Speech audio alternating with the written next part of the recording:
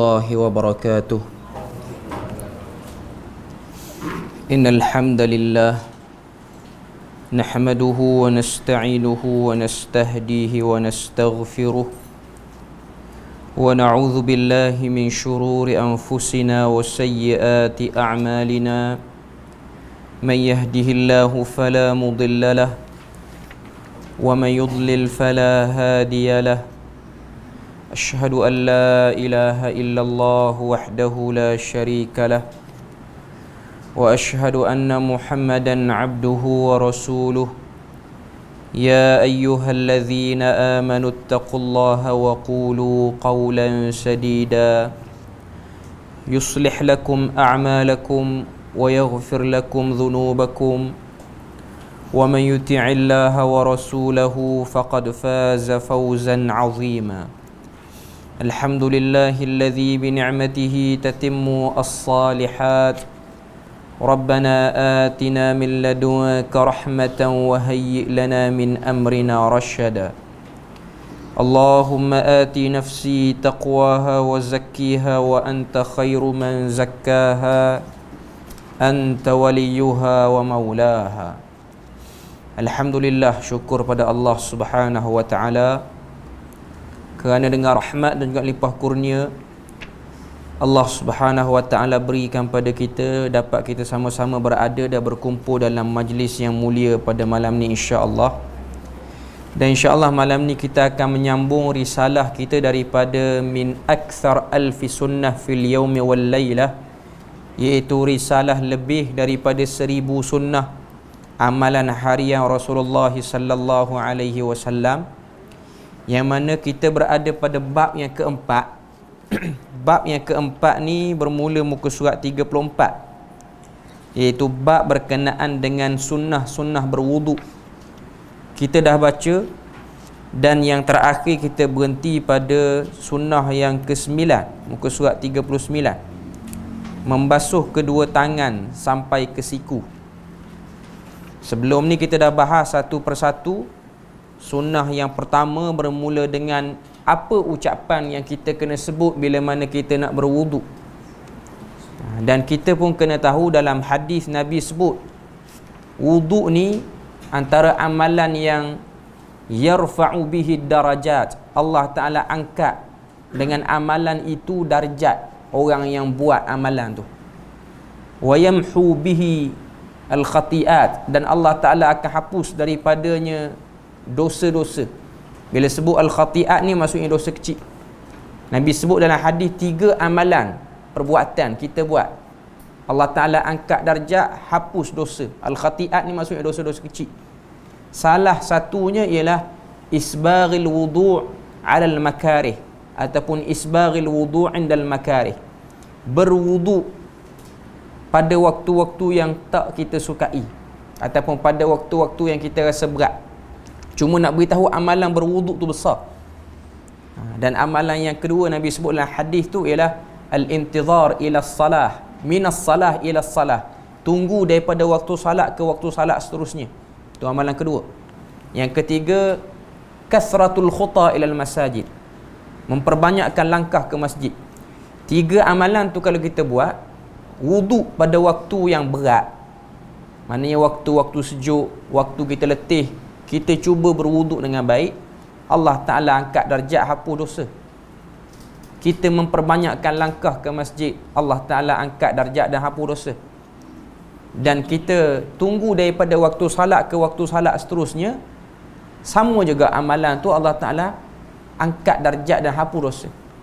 Dan kita selalu dengar hadis yang mana Nabi SAW puji, bukan puji, Nabi sebut pada Bilal. Nabi kata, akhbirni bi arja amalin amaltahu fil Islam. Nabi kata pada Bilal bin Rabah, Nabi kata, beritahukan, sampaikan kepada aku amalan yang telah kamu lakukan sehingga aku dengar, hatta asma'u khasfati na'lai, sehingga aku mendengar tapak kakimu, baina yadai fil jannah, dekat dengan aku dalam syurga. Maka Bilal pun jawab, antara amalan yang dia buat ialah dia berwuduk, kemudian dia salat. Lepas daripada dia wuduk, dia salat. Okay. Satu kefahaman yang kita kena faham. Hadis tu bukanlah bermaksud Bilal mengasaskan satu amalan baru, bukan. Amalan tu dah ada dah, iaitu amalan salat sunat mutlak, dah ada dah. Cuma Bilal ni setiap kali dia wudu, dia akan salat dengan salat sunat yang dibolehkan selepas pada wudu. Itu maksud dia. Dia bukan maksud salat sunat wudu. Dan itu pun bukan hadis untuk dijadikan hujah. Boleh buat benda-benda ataupun amalan-amalan yang kita sebut amalan baru yang tak pernah Nabi tunjukkan. Sebab bila dia jawab, aku ambil wudu dan aku salat selepas daripada ambil wudu dengan salat-salat yang dibenarkan. Maknanya kalau waktu dia ambil wudu tu, lepas ambil wudu tu boleh salat. Waktu tu boleh salat sunat, dia salat. Tapi kita tak panggil salat sunat wudu. Bukan salat sunat khusus selepas wudu. Bukan. Bila jawab tu kita jelas dia punya jawapan dia. Sebab bila tak jawab, ya Rasulullah, kamu tak tahu amalan aku ni. Kalau bila jawab macam tu, betul lah dia buat benda baru. Bila sebut aku berwuduk dan lepas wuduk aku salat. Kalau waktu tu boleh salat. Kalau waktu tu tak boleh salat, bila tak salat. Contoh bila ambil wuduk lepas pada salat asar, dia tak salat sebab waktu tu waktu larangan. Ambil wuduk lepas daripada waktu salat subuh, tak salat. Itu kefahaman yang kita kena faham. Dia bukan salat sunat wuduk. Tapi nak salat tu dia akan tajdidul wuduk, dia memperbaharui wuduk selalu dalam keadaan berwuduk. Jadi nak beritahu amalan berwuduk tu besar kedudukan dia dan pahala dia. Kita masuk muka surat 39 tu, membasuh kedua tangan sampai ke siku. Kita dah baca. Kita baca sikit lagi. Siku adalah sendi ataupun tempat persambungan antara lengan bawah dengan lengan atas. Allah Subhanahu wa taala berfirman, "Wa aydiyakum ilal marafiq," dan basuhlah tanganmu sampai ke siku. Surah Al-Maidah ayat yang ke-6. Sebab apa kena basuh tangan sampai ke siku?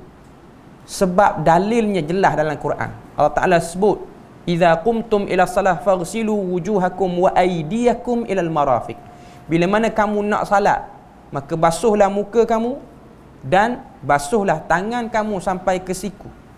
Berdasarkan hadis yang masyhur riwayat daripada Imam Muslim dan juga diriwayatkan oleh Imam Bukhari, hadis daripada Humran bin Abban. Humran bin Abban ni ialah hamba kepada Uthman bin Affan. Uthman bin Affan minta dia bawa bekas air untuk ambil air semayang. Maka Uthman bin Affan pun ambil air semayang dan tunjuk. Dan antara yang dilakukan, kita tengok muka surat 39 tu, thumma ghasala yadahu al-yumna ila al-mirfaqi 3 marrat. Thumma ghasala yadahu al-yusra mithla dhalik. Maksud dia muka surat 40, lalu ia yakni Uthman membasuh tangan kanannya sampai ke siku 3 kali, lantas membasuh tangan kirinya seperti itu juga. Jadi dia basuh tangan sampai ke siku. Maknanya basuh bermula pada jari ni sampailah kepada siku ataupun atas lagi.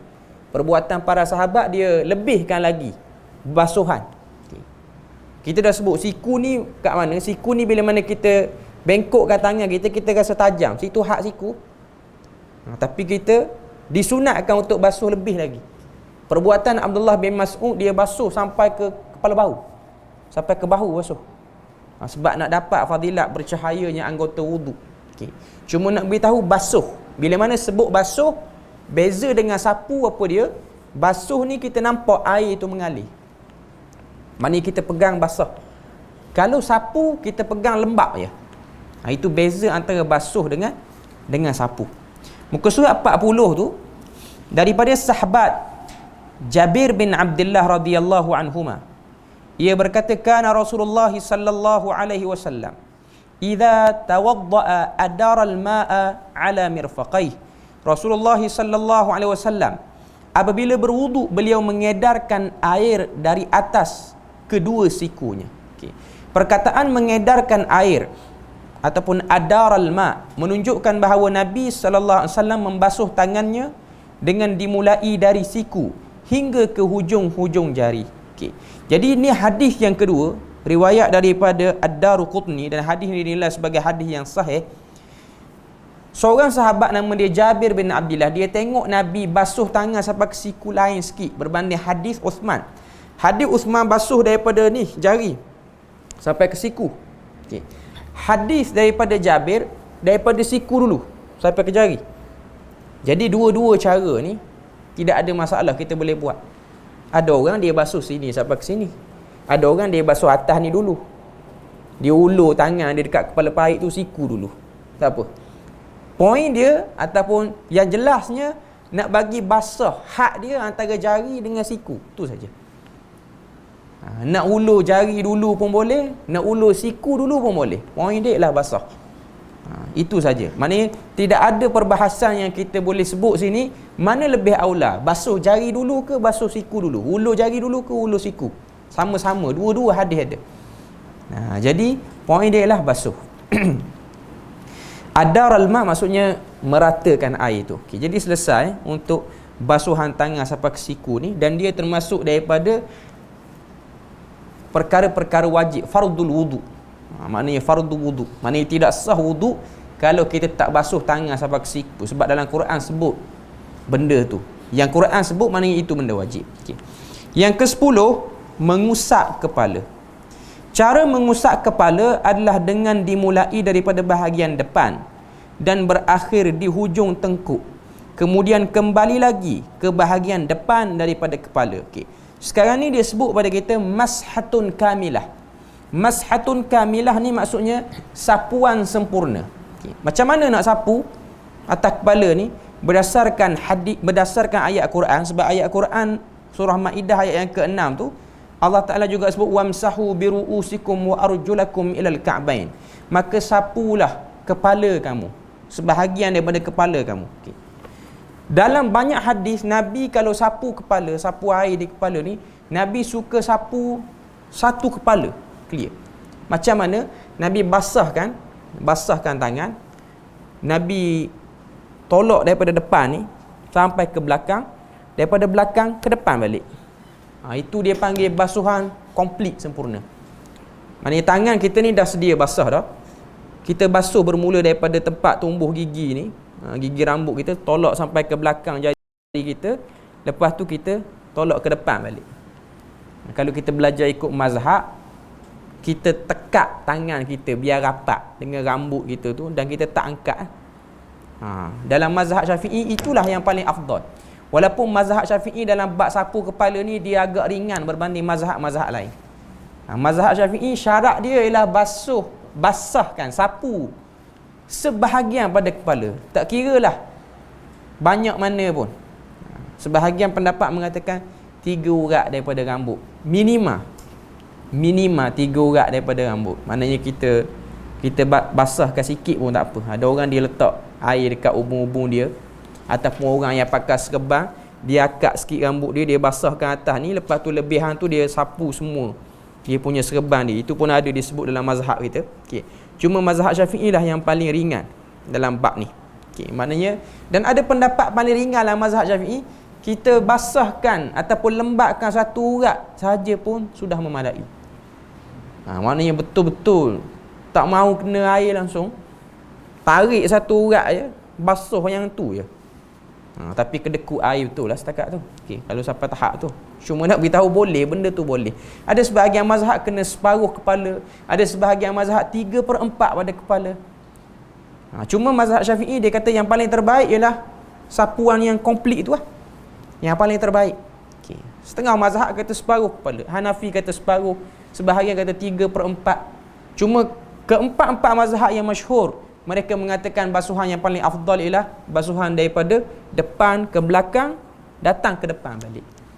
Maknanya itu yang paling terbaik. Adapun mengusap kepala yang dianggap telah memenuhi kewajipan adalah meratakan seluruh kepala dengan usapan air, bagaimanapun caranya. Okey. Penulis kitab kita ni dia tarjih pendapat mazhab Hambali. Dia kata sapulah, kasih semua kepala kita ni basah. Macam mana cara pun ikutlah. Tapi yang penting seluruh kepala tu basah. Okay. Hukum mengusap kedua telinga sama dengan hukum mengusap kepala, iaitu wajib. Sebab kedua telinga itu termasuk bahagian kepala. Okay. Dia ada satu hadis, Nabi ni bila mana Nabi sapu kepala, Nabi sekalikan dengan basuhan telinga. Maknanya Nabi sapu sampai depan ke belakang, lepas tu Nabi basuh telinga tu. Air yang sama. Maknanya kelembapan tangan yang sama. Nabi tak ambil air lain, basuh balik telinga. Tak. Okay. Muka surat 41, hal ini berdasarkan hadis yang diriwayatkan daripada sahabat bernama Abu Umamah radhiyallahu anhu. Ia berkata Rasulullah sallallahu alaihi wasallam pernah berwudu, lalu beliau membasuh wajahnya 3 kali, membasuh kedua tangannya 3 kali dan mengusap kepalanya, dan beliau bersabda, al-udhunani minar ra'si, kedua telinga itu bahagian daripada kepala. Okay, jadi hadis tu diriwayatkan oleh Imam At-Tirmizi dan hadis tu nilai sebagai hadis yang sahih. Maknanya dalam bab sapu kepala ni banyak kaul, banyak pendapat. Kita buka buku ataupun kitab Fiqh Islami wa Adillatuhu karangan Dr. Wahbah Zuhaili rahimahullahu ta'ala. Kalau kita buka buku tu dia ada 2. Satu, Dr. Wahbah Zuhaili dia tulis Fiqh Islami wa Adillatuhu, fiqh Islam dan dalil-dalilnya. Lepas tu dia tulis lagi Mausu'atul Fiqhul Islami wa Adillatuhu, ensiklopedia fiqh Islam dan dalil-dalilnya. Fiqh Islami wa Adillatuhu tu dia banding 4 mazhab, perbandingan 4 mazhab, maknanya 4 mazhab yang muktabar. Yang satu lagi tu ensiklopedia tu dia banding banyak mazhab. Okay. Cuma dua-dua tu saya pernah buka dan kita tengok dan kita cek dalam bab sapu kepala ni ada berapa kaul, yang dalam buku tu saja sebut lebih kurang 20 kaul lebih. Maknanya banyak khilaf. Sebab dalam mazhab Syafi'i pun ada khilaf. Sama-sama Syafi'i pun ada khilaf. Sebab Syafi'i bersetuju, ulama Syafi'iyah bersetuju. Bila sebut Syafi'iyah ni ulama-ulama bermazhab Syafi'i, bukan Imam Syafi'i. Okay, dia bermazhab Syafi'i. Bersetuju kadar paling minima, sebahagiannya bersetuju kadar paling minima ialah 3 urat. Tapi ada sebahagian kata tak, cukup dengan 1 urat saja. Dan qaul muktamadnya ialah 3 urat tu. Bila sebut qaul muktamad tu ialah qaul Imam Nawawi dalam mazhab Syafi'i. Cuma mazhab Syafi'i menyukai kalau kita sapu semua sekali. Itu yang paling terbaik. Itu yang paling terbaik. Jadi kita tu kalau nak ambil wuduk, kita basuh ataupun kita sapu semualah, itu yang paling baik. Itu yang paling baik. Lelaki perempuan sama saja. Mungkin perempuan dia agak susahlah sikit kalau rambut dia panjang. Okay. Kalau nak buat, kalau tak mampu buat takat yang disebut dalam mazhab, iaitu kita sapu setakat mana yang kita nak sapu. Okay. Dan ada yang kata telinga daripada sebahagian sapuan, ada yang kata telinga lain. Maknanya nak beritahu dalam bab ni terlalu luas. Okay. Muka surat 41 lagi, juga berdasarkan hadis yang diriwayatkan dari sahabat Abdullah bin Amr radhiyallahu anhuma tentang sifat wudu, ia berkata, "Thumma masaha sallallahu alaihi wasallam bi ra'sihi wa adkhala isba'aihi bis-sabbahataini fi udhunayhi wa masaha bi ibhamaihi zahira udhunayhi wa bis-sabbahataini batina udhunayhi." Lalu beliau sallallahu alaihi wasallam mengusap kepala dan memasukkan kedua jari telunjuknya kedua telinga, lantas mengusap bahagian luar kedua telinga dengan kedua ibu jarinya, dan mengusap bahagian dalam telinga dengan kedua jari telunjuknya. Okay. Hadis ni hadis yang diriwayatkan oleh Abdullah bin Amr bin Al-As, hadis yang dinilai sebagai hasan. Dia cerita pada kita kaifiat, cara nak basuh telinga ataupun sapu air dalam telinga. Guna sabbahatain. Sabbahah ataupun sabbabah ialah jari telunjuk. Jari telunjuk. Bahasa Arab ni ibham, ibu jari. Sabbahah, jari telunjuk. Wusta, jari tengah. Khinsir, jari manis. Binsir, jari kelingking. Itu nama-nama jari kita dalam bahasa Arab. Okay. Dalam hadis dia sebut adkhala bis-sabbahatain, Nabi masukkan 2 jari telunjuk ke dalam telinga. Maknanya satu telinga kanan, satu telinga kiri, bukan 2 jari dua-dua sebelah ni. Okey. Kan salah faham pula ni. Maknanya masuk. Okey. Masukkan dekat kawasan lubang telinga tu, tangan kita duduk lembab. Ibu jari letak di belakang, maknanya luar telinga. Okey. Kemudian tolak, maknanya lembabkan bahagian luar, dan ibu jari telunjuk ni basahkan bahagian dalam. Itu kaifiat yang Nabi buat lah. Itu kaifiat yang Nabi buat. Itulah yang terbaiknya kita ikut. Kalau kita nak buat cara lain pun tak apa. Sebab poinnya ialah bagi lembab saja. Cuma yang terbaik ialah yang Nabi tunjukkan. Dalam riwayat lain daripada sahabat Ibnu Abbas radhiyallahu anhuma disebutkan bahawa Nabi SAW mengusap kepalanya dan kedua telinganya, bahagian luar dan bahagian dalam. Hendaklah tidak mengambil air baru untuk mengusap kedua telinganya. Itu pendapat yang disebutkan. Fadilatul Syekh Muhammad Nasiruddin Al-Albani rahimahullah berkata, di dalam As-Sunnah tidak ada dalil surat 42 yang mewajibkan mengambil air baru untuk mengusap kedua telinga. Keduanya diusap dengan sisa air yang digunakan untuk mengusap kepala, sebagaimana halnya diperbolehkan mengusap kepala dengan air sisa yang ada di kedua tangan setelah ia membasuh kedua tangannya, berdasarkan hadis Rubai' binti Muawidh radhiyallahu anha anna an-nabiy sallallahu alaihi wasallam masaha bi ra'sihi min fadli ma'in kana fi yadihi, bahawasanya Nabi sallallahu alaihi wasallam mengusap kepalanya dengan air sisa yang ada di tangannya. Ini hadis lain pula. Hadis riwayat daripada Abu Daud cerita pada kita, nak sapu kepala ni tak syarat ambil air baru. Ada riwayat lain sebut Nabi ni air lebihan basuh tangan sampai ke siku tu, air tu juga Nabi guna untuk sapu kepala sekali dengan basuh telinga. Ada riwayat. Sebab tu Nabi ambil air semayang ataupun Nabi ambil wuduk ni, air dia minimal, sangat-sangat sikit. Sebab Nabi guna. Tapi kita ni, kita selalu ambil air baru. Tangan sampai ke siku, kita tadah air lain.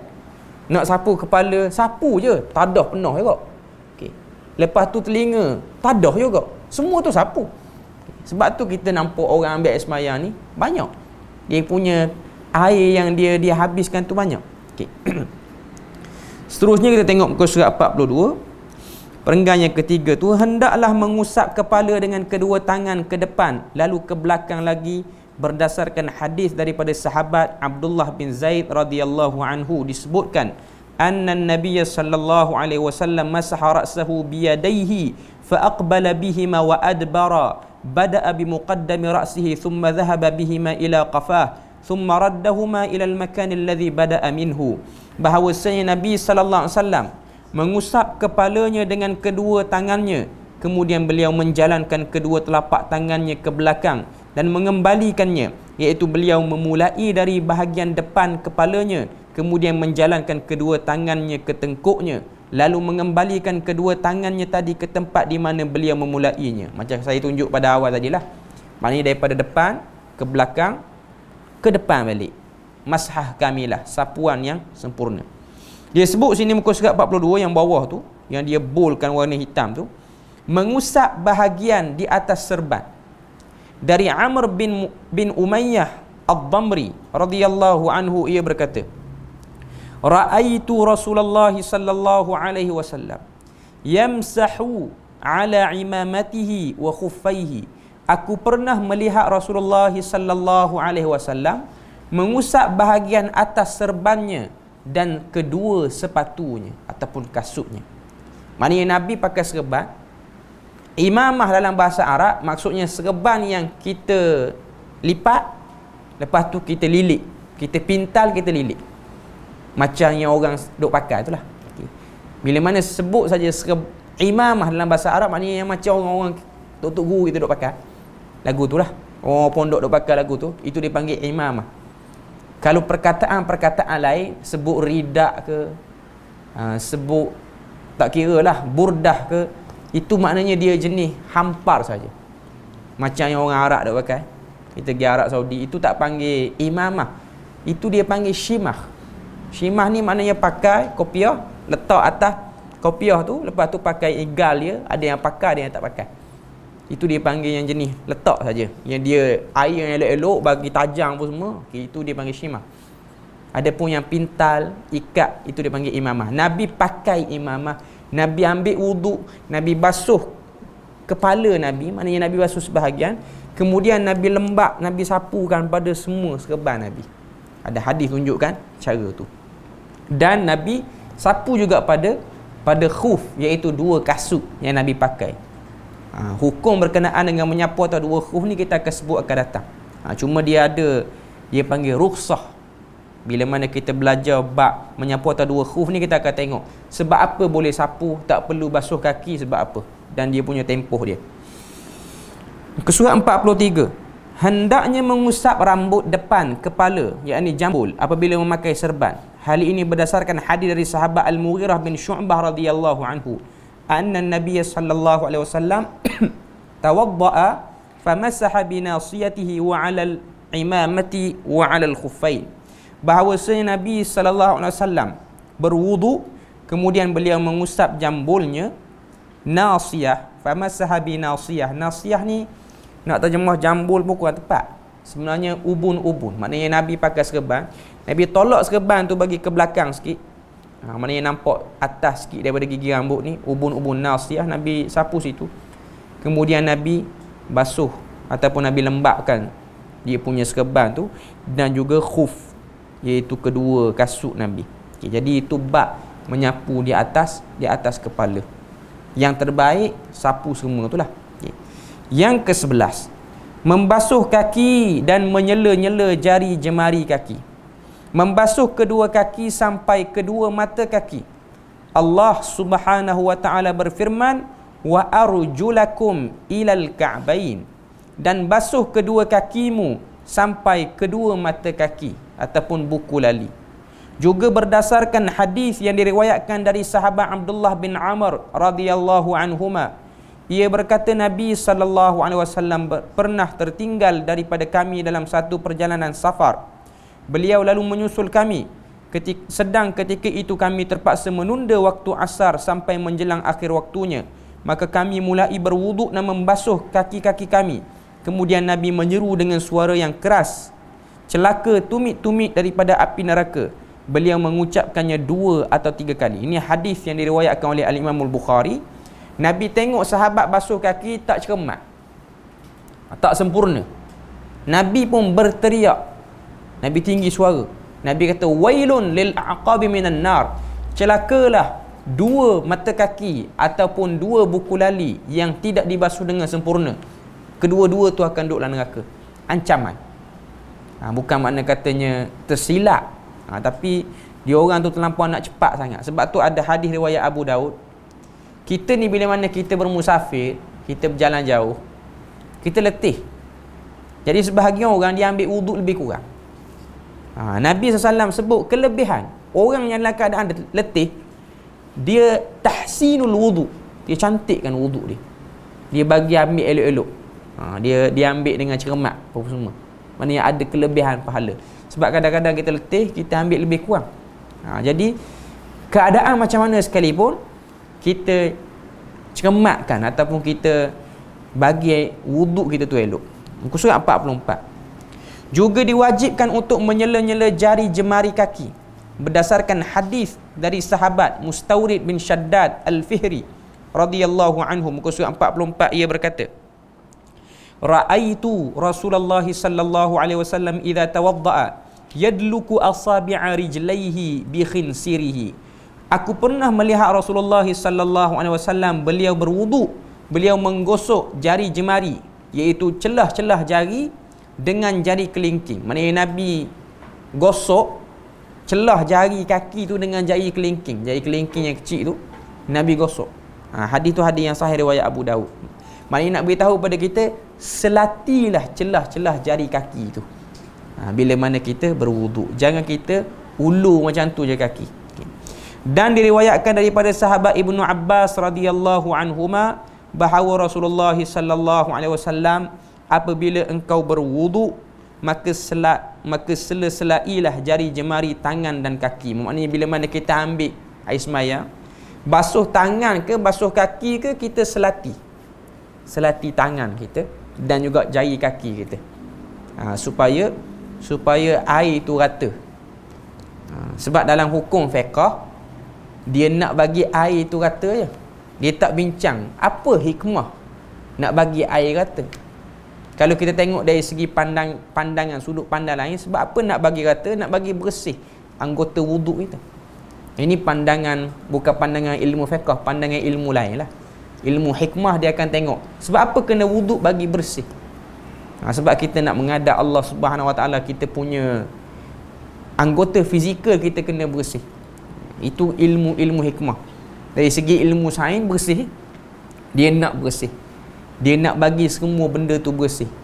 Macam zaman kita ni ataupun sekarang ni, zaman menularnya wabak penyakit coronavirus ni, antara benda yang dititik beratkan oleh setengah-setengah tempat ataupun arahan daripada kementerian apa benda, tangan kaki bersih. Dan benda tu dah ada dalam agama Islam. Okey.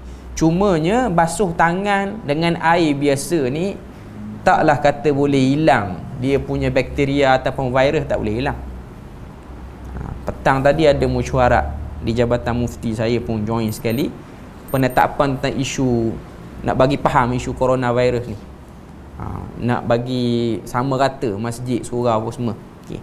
Penerangan daripada kementerian, ada doktor beritahu. Dia kata basuh tangan saja tidak menjamin virus tu akan pergi. Okay. Tapi Malaysia ni dia punya cerita bab coronavirus ni tak seteruk negara lain lah. Tak seteruk. Dia sekarang ni yang jadi problemnya, mana-mana orang Malaysia yang pergi melancong ke 5 negara tu, bila mana dia balik, dia kena isytihar, dia balik daripada 5 negara tu. Negara mana? China yang paling tinggi lah. Okay. Korea Selatan, Jepun, Iran, Itali. Iran dan Itali paling tinggi kata apa, kes kematian. Itali sampai 3,000 lebih, Iran 1,000 lebih. Itu yang disebutkan. Cuma kata doktor tu, basuh tangan dengan air saja dia tak hilang virus. Okay. Cuma di Malaysia ni isu tu tak berapa besar sangat lah. Okay. Cuma kalau orang tu pergi ke 5 negara tu, balik dia kena jalani beberapa proses lah, saringan dulu.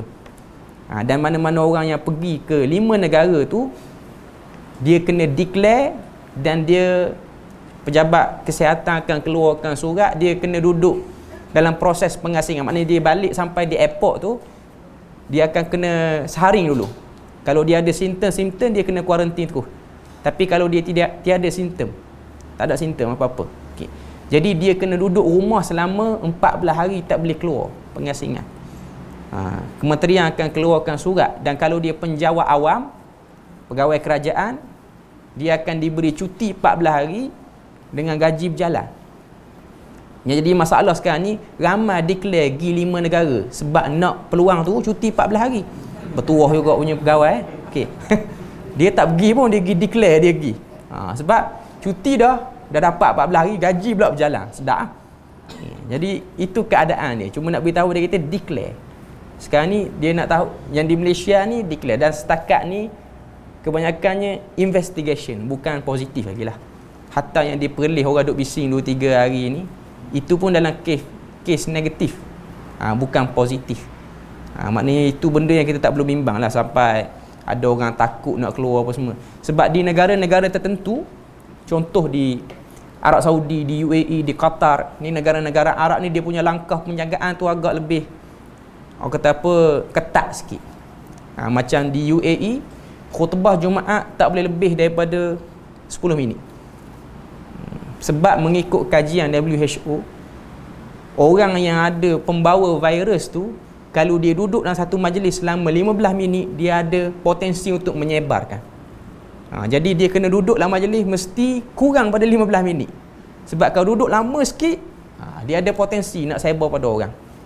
Sebab tu kalau tengok orang yang tengok live solat Jumaat baru ni di Masjidil Haram, ringkas dan pendek. Tapi Malaysia hatta perlih tak keluar lagi lah garis panduan seperti itu, sebab Malaysia tak, maknanya boleh dikawal. Mesti ramai orang tunggu fatwa ni, sebab orang yang geng-geng tak suka pergi masjid ni memang duk tunggu dah. Bila nak keluar fatwa ni? Keluar fatwa ni ada alasan tak pergi masjid. Okay. Maknanya Malaysia masih terkawal, tak perlu panik . Kalau negara-negara yang berjiran dengan Iran apa semua, tu memang dalam kawalan ketat. Cuma negara Arab ni memang ketat sikit. Arab Saudi apa semua dia agak ketat. Okay. Cuma nak beritahu, orang Islam dia ada satu syiar wuduk. Tapi wuduk tu sendiri bukan garanti boleh bersih pada kuman, tak juga. Sebab kalau kita baca hadis kan, kita baca sirah, Abdullah bin Mas'ud, dia ni suka berwuduk. Dan dia ni jenis orang yang melampau dalam wuduk dia. Kalau dia basuh muka, kita dah cerita sebelum ni, dia basuh sampai ke mata dia. Akhir hayat dia jadi rabun, penyakit rabun. Macam katarak mata dia. Sebab apa? Sebab air zaman tu bukan air bersih macam tempat kita ni. Jadi kita wuduk sebab Tuhan suruh kita wuduk. Tu sepatutnya kena ada dalam diri kita. Bukan kita wuduk sebab takut kuman kena. Boleh juga, cuma tak kemah lah orang ada jiwa macam tu. Kita wuduk sebab Nabi ajar kepada kita, suruh kita wuduk. Seterusnya yang ke-12. Okay, saya tak boleh panjang sangat sebab lepas ni ada program. Saya akan berhenti dalam 2-3 minit lagi kot. Pukul 8.41 kan kita punya isyak. Ni 8.30, 8.35 kita berhenti. Mendahulukan sebelah kanan. Tayammun. Muka surat 44. At-tayammun dalam wuduk artinya memulai membasuh anggota wuduk bahagian kanan kemudian yang kiri dari kedua tangan dan kedua kaki. Amalan ini berdasarkan hadis daripada Ummul Mukminin Aisyah radhiyallahu anha, kana Rasulullah sallallahu alaihi wasallam yuhibbu tayammuna fi tana'ulihi wa tarajjulihi wa tuhurihi wa fi sya'ni kullihi. Rasulullah SAW menyukai mendahulukan bahagian kanan ketika memakai sandal. Tana'ul maknanya pakai selipar. Tarajjul, sikat rambut. Tuhurihi, bersuci. Fi sya'ni kullihi. Hadis nak beritahu pada kita, Nabi ni dia suka dahulukan bahagian kanan. Dan sebab apa sebut tana'ul, tarajjul wa tuhurihi? Sebut 3 tu. Sebab apa Aisyah sebut 3 tu? Sebab 3 ni melambangkan, kalau 3 ni dia selalu dahulukan belah kanan, yang lain pun mesti belah kanan. Pakai selipar pun belah kanan, sikat rambut pun belah kanan, bersuci pun belah kanan, maka semua benda makan minum confirm belah kanan. Tak perlu sebut bagi detail. Sebut sebahagian melambangkan semua benda. Sebab tu kita, kalau kita nak ikut sunnah Nabi, kita banyak dahulukan belah kanan, sikat rambut, dan kita sebarkan syiar ni. Cuma sensitif. Orang yang suka belah kiri ni bagi orang Melayu agak kurang. Saya kata macam tu sebab saya sendiri ni kidal. Orang kidal ni, dia makan nasi suap dengan tangan dia okey. Dia makan nasi dengan sudu ataupun makan makanan dengan sudu, dia problem, dia kekok. Saya duduk Malaysia, tak pernah orang tegur. Yang tegur mak saya, depan mak kita tebang lah. Orang Terengganu kata tebang juga lah. Asap juga bagi boleh makan. Okay. Tapi makan kat kedai apa semua kita jarang. Sehingga saya pergi belajar luar negara, di Jordan ni orang Arab dia ada sikap dia sensitif tengok orang makan tangan kiri. Sangat sensitif. Okay. Pertamanya saya ditegur, kita makan nasi, kita nak minum air, kan kita orang Melayu minum air ambil dengan tangan kiri, minum air. Gelas apa semua ambil tangan kiri. Maka syekh tu pun tegur. Dia kata, kenapa dikotori sunnah, tidak dikotori gelas? Ayat tu ngam rapat dinding orang Terengganu kata. Kenapa dikotori sunnah Nabi, tidak dikotori gelas tu? Okay, ayat tu kita ingat sampai hari ini. Start pada tu, kalau kita makan nasi, kita nak minum pun kita ambil dengan tangan kanan. Okay. Sebab bukanlah kotor sangat pun kalau setakat gulai apa semua yang ada tu. Gulai tu still makanan lagi. Cuma kalau tahu dah gelas tu kita kongsi ramai, janganlah kotori terlebih sangat. Saya ingat kawan saya Indonesia, dia ambil tangan kiri, adat kita orang Melayu, ambil tangan kiri, tampu tangan kanan. Style macam tu. Syekh kata, lam yajid fis sunnah. Tidak ada dalam sunnah yang jenis tampu lagu tu. Okay. Kalau nak minum tangan kanan, ambil tangan kanan tu. Ni Islam style Melayu. Ambil tangan kiri. Okay. Tampu tangan kanan. Tak jadi juga. Walaupun nampak macam beradab lah tu. Okay. Tapi yang baiknya ialah ambil tangan kanan tu. Ambil tangan kanan. Dan makan semua daripada tangan kanan. Kalau kita ajar, dia dapat. Saya kata saya sendiri, bila mana suasana selalu duk tegur kita, dulu kita kekok makan dengan tangan kanan kalau pakai sudu nak suap. Okay, sekarang ni kita okey dah. Kita dah okey. Maknanya benda tu boleh diajar dan boleh dididik. Boleh dididik. Maknanya dahulukan bahagian kanan. Dahulukan bahagian. Dalam apa-apa urusan pun kita dahulukan bahagian kanan. Okey. Jadi saya rasa kita berpada situ jelah kot. pukul 8.40 dah. Kita berhenti pada sunnah yang ke-12. Kita akan sambung muka surat 45 tu. Membasuh lebih dari 1 kali hingga 3 kali saat membasuh muka, tangan dan kaki. Dalam buku saya dia tulis 12 juga. Yang muka surat 44 tu sunnah 12 mendahulukan tangan kanan. Yang ni pun 12 juga. 2 kali 12. Maknanya ni 13. Okay, tapi kita sambung situ lah insya-Allah. Jadi setakat tu saja.